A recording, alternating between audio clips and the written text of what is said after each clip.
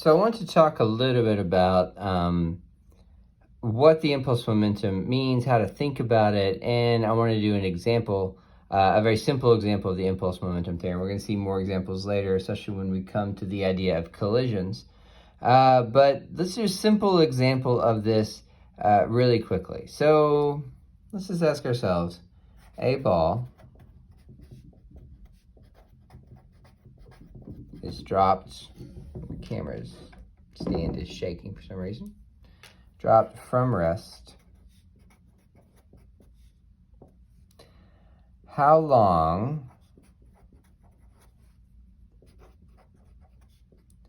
does it take to reach a velocity of 9.81 meters per second? Now, you probably know the answer, but that's okay. This will prove to us that it works. You could do this with kinematics, but we always avoid kinematics whenever we can. Let's do this problem, this simple problem with momentum impulse, and see what we get. So first I'm going to look at this integral. What force is acting on this? I'm going to ignore air resistance. So I get that the force is just mg. This is certainly a constant force. So if I look up at this integral, I'm going to be able to take this out of the integral, which is going to leave me just with the integral of dt, which is just t, right? So I'm going to get, and if I let t1 is equal to 0 and t2 be some t final, then it's going to be really simple for me to just write a t here and set, really what I get out of this is a delta t, but if I let t initial be 0, I'm just going to get t. So fair enough, I get the force is mg. What I get out of the integral here, I don't really even evaluate an integral, I get that the impulse then is equal to mg times whatever time interval this is. Okay, and this is all going to be in the same dimension, so why don't I just, in the next step, get rid of the vector symbols and let any positives and negatives tell me about direction. We'll define down as positive so I don't have to deal with negative signs. Now, that's the evaluation of the integral. Evaluated the integral. What about the change in momentum here? Well, I could write delta p, but remember p is mv. Of course, it's a vector, but I've already decided I'm gonna dispense with the vector symbols here. So let me just go to the next line and get rid of them. J is equal to mg times t. And then delta p is going to be initial momentum minus final momentum. Now, the momentum can change in two different ways. I could change the mass, I could change the speed or the velocity. I'm going to assume for the bulk of this class that we are not messing with the mass. We will mess with the mass a little bit when we have collisions. Two things could stick together, but I'm not going to let the mass change continuously. So especially in this case, I only have one mass, so it doesn't make any sense for it to change. What's going to change here is the velocity or the speed. So why don't I write this delta p as m delta v? You see, that takes care of any change, but allows the mass to stay the same, which it's going to because I've just got one ball. Okay, so m delta v, I'm going to just remind you, m delta v is the same thing as delta p as long as my mass is constant. All right, fair enough. Well, I know that my final velocity is this. I know that my initial velocity is 0. So it certainly looks like I can just write delta v as just v final, because v initial is 0. So out of all this, I get mgt is equal to mv final. I can get rid of my m's. It looks like v final is equal to gt. Now, of course, if I know v final, right, 9.81 meters per second is equal to g, 9.81 meters per second squared times t, you can see what's going to happen. I'm going to lose 9.81 meters per second, and I'm left with the 1 over seconds here, and I am going to get out of that t is equal to 1 second, right? If I divide these out. All right. So this is what I want to look at, though. If you did this with kinematics, this is what you would get. You would get this expression. My contention is, apart from all the talking and explaining, because this is the first one we've seen, this was a much more straightforward way to get there. We saw this with work and energy as well. Getting to the answer is easier, more straightforward, usually with work and energy than with kinematics. This is also, we'll find, is the same. This also has the advantage of being able to be used if the force is constant or not, right? If this force was constant, which means the acceleration is constant, which means I can use kinematics, but there are lots of situations I can't use kinematics, but I can use this formulation just like I could with work. All right, so that's a really simple example just to kind of show you how it works. So we will do more complicated examples as we get farther. But what I want to talk about here is how to think about the impulse momentum theorem. So if I can write this in its most simple form, J is equal to F delta T is equal to M delta V, right? What I'm doing here is I'm assuming that, I'll remind you what this actually looks like. There's an integral here. But we saw earlier that if my force is constant, then I just get the integral of dt. I just get some sort of time interval, some delta t.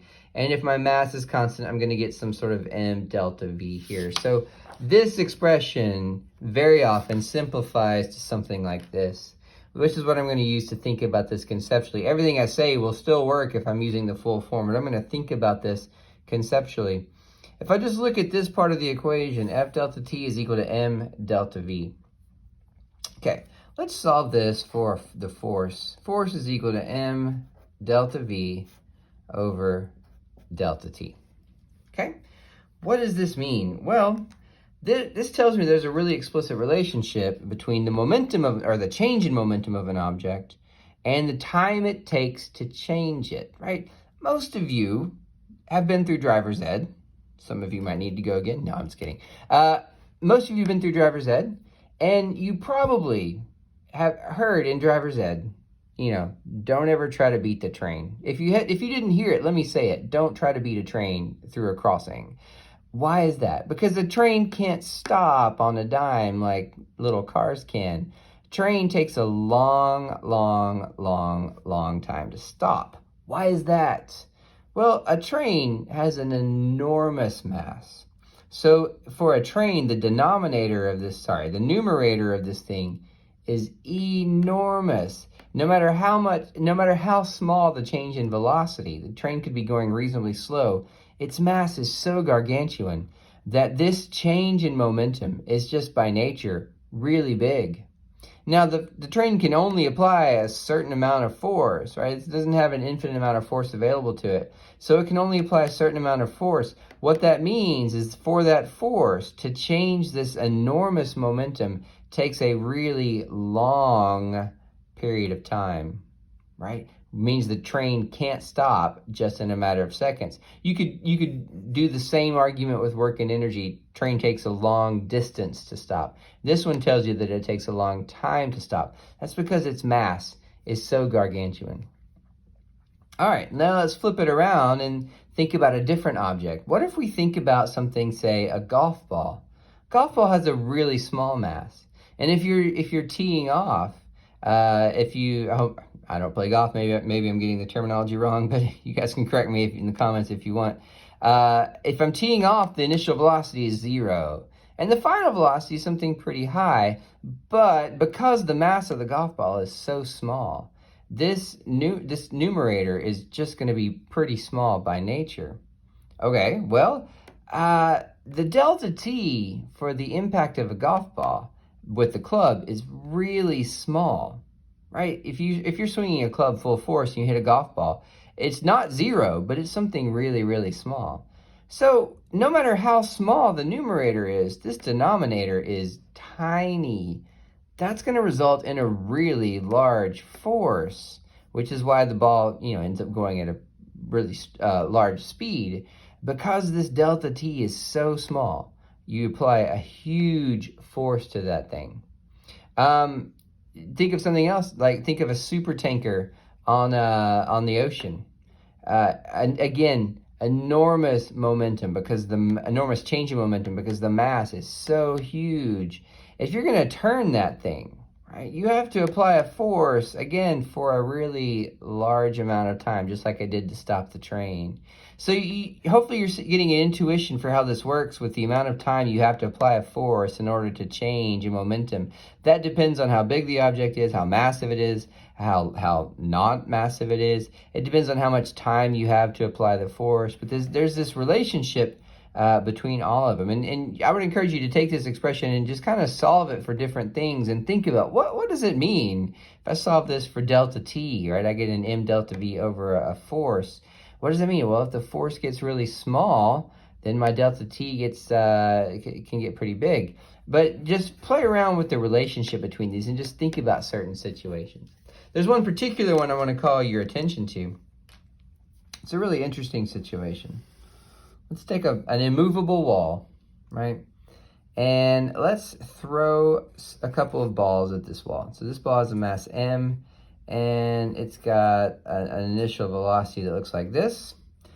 It's going to come into the wall and hit it. And if this wall is immovable, and let's say that this wall is something like steel, which means it's going to have it's going to spring back to its normal form almost immediately. And what the ultimate outcome of that is that when it leaves the wall, it basically, I should not call this finish v1. It basically has the same speed v1, but in an opposite direction. Right, so the velocity is the same in magnitude, but it's reversed. This is a simplification. It's going to lose a little bit of its speed, but we can get pretty close, right? So the ball comes in, bounces off the immovable wall, and leaves with the same speed with which it came in. Now let's take another ball of the same mass and traveling at the same speed, but this ball is made of Play-Doh, right, or silly putty, and so it hits the wall splat and just sticks. So it's got a velocity after it hits the wall of 0. Interestingly enough, if we want to talk about the impulse of these two,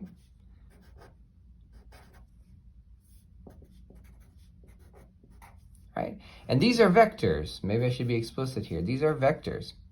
Well, what is the momentum of this one? Well, if I consider that to the right is positive, I have to define a direction because of the vectors. If I consider it to the right as positive, its initial momentum is mv1. This is initial. Its final momentum is minus mv1, right? Because it's going in the opposite direction. Here, my initial momentum is mv1. My final momentum is 0. It's stuck to the wall. Okay, which one has the biggest impulse? Well, if J is equal to delta P, that's final minus initial. In this case, I get minus mv1 minus mv1 equals minus 2mv1. Here, I get 0 final minus mv1 for a total of minus mv1. The impulse delivered by this is twice as much, at least in magnitude. Well, not in magnitude, twice as much. I get minus mv1 here, 2mv1. The impulse is bigger. If you've ever played paintball and you've been hit by a ball traveling at speed, but it didn't explode, it just bounced off of you, you know that it hurts more than one that just hits you and explodes, right? This is why. If the time interval is the same of the impact is the same for both of these, that means the force applied to this one has to be more if the time interval is the same. So the force that a paintball delivers to your body when it bounces off of you actually turns out to be more than the force it delivers to you if it just explodes on you and marks you with paint, right? It's a really interesting situation. It was actually exploited in the old days of water wheels because people figured out that if I'm trying to turn some machinery with a paddle wheel with water falling on it, if I construct my paddle wheels like this, the water falls down and then it stops and just kind of trickles off the side. And so it delivers a force. There's an impulse applied to the paddle wheel because of the water, but the water stops, and so it trickles down. But if I make my paddle wheel look like this, so these will all be connected, right? Then the water comes in and gets shot back out. But I deliver more impulse in this situation than I do here. So a lot of times people in the old days that needed to build water wheels to move machinery would construct their paddles like this, because it actually becomes more efficient. You're getting more out of it than you do here. That's just a couple ways to think about impulse and to get you started on to how to conceptualize impulse and the change in momentum.